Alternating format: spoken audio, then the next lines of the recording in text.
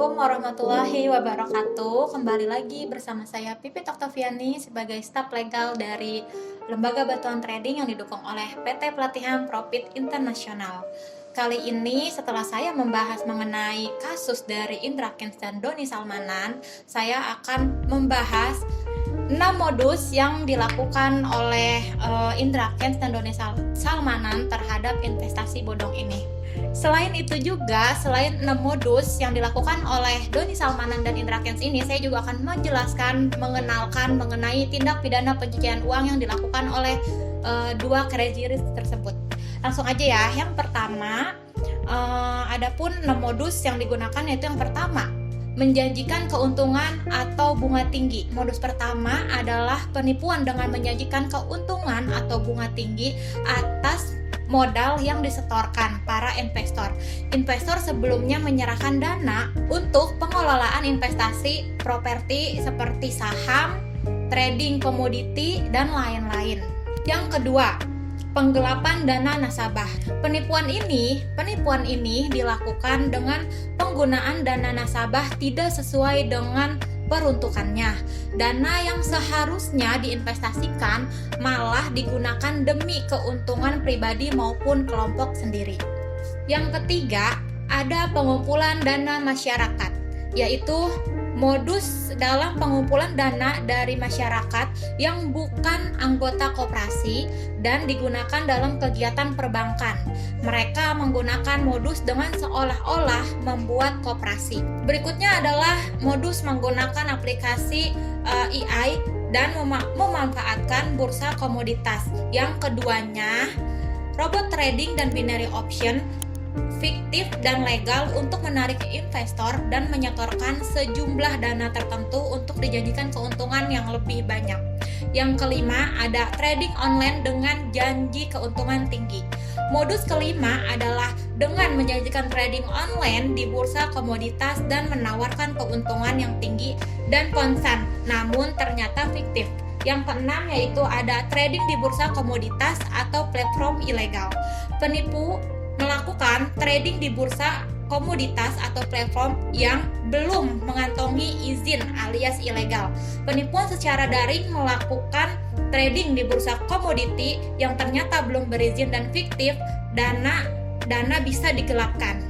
Dengan adanya modus berbagai penipuan itu, kami menghimbau kepada para masyarakat untuk tidak mudah tergoda dengan iming-iming janji keuntungan jumbo serta instan melalui berbagai bisnis investasi ilegal termasuk di dalam robot trading maupun binary option. Selanjutnya saya akan menjelaskan mengenai tindak pidana undang-undang pencucian uang yang dilakukan oleh Indra Kents dan Doni Salmanan. Dua influencer yang dikenal dengan sebutan crazy rich ini kini harus berurusan dengan polisi terkait investasi berkedok judi, trading binary option. Mereka yaitu Indra Kents dan Doni Salmanan. Seperti diketahui, trading binary option dikategorikan sebagai tindakan perjudian. Hal ini lantas membuat kedua influencer itu harus menjalani proses persidangan. Polisi pun menyangkakan mereka dengan pasal yang hampir sama. Satu di antaranya yaitu tindak pidana pencucian uang. Lantas apa sih yang dimaksud dengan tindak pidana pencucian uang ini? Sekretaris Pengurus Bantuan Hukum PBH Pradi Surakarta, Ari Santoso menjelaskan, tindak pidana pencucian uang adalah upaya seseorang untuk menyembunyikan asal-usul harta kekayaan hasil tindak pidana kejahatan. Adapun cara menyembunyikan harta hasil kejahatan ini dilakukan melalui berbagai transaksi keuangan. Hukuman tindak pidana pencucian uang ini tertuang dalam Undang-Undang Nomor 8 Tahun 2010 tentang Pencegahan dan Pemberantasan TPPU. Ari pun mencoba memberikan contoh serangkaian tindak pidana pencucian uang, diantaranya memberikan, mentransfer, mengalihkan, membelanjakan, membayarkan, serta menghibahkan dan menitipkan.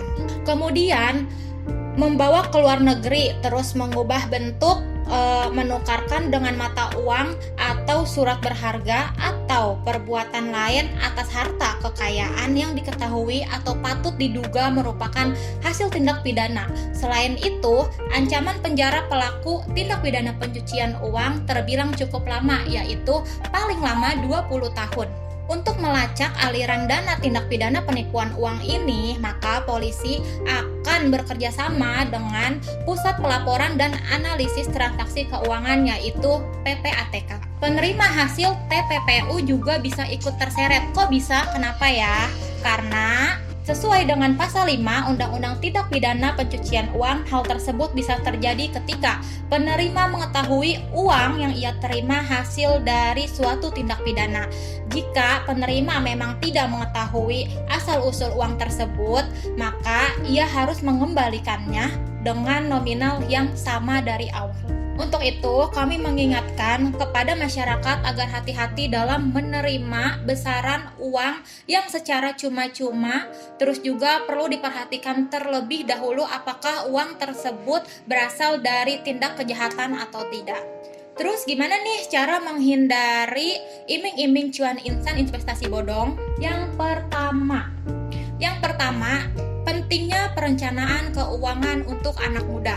Menata keuangan bagi anak muda cukup penting, dan investasi adalah jalan untuk mencapai keuntungan finansial.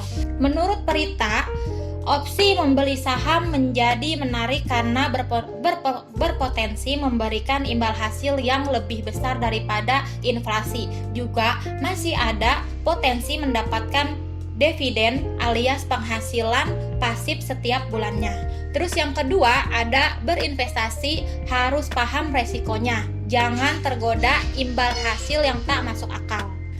Tentunya penipuan berkedok investasi tidak terjadi bila mana masyarakat memiliki pemahaman yang jelas dan tidak tergoda hasrat ingin kaya secara instan. Ketika ditawari investasi, tentunya Anda harus mempertanyakan keuntungan dan resikonya seperti apa. Terus juga masyarakat yang mau berinvestasi untuk selalu ingat dan waspada akan beberapa hal seperti penawaran investasi melebihi risk free rate dan legalitas yang tidak jelas. Selain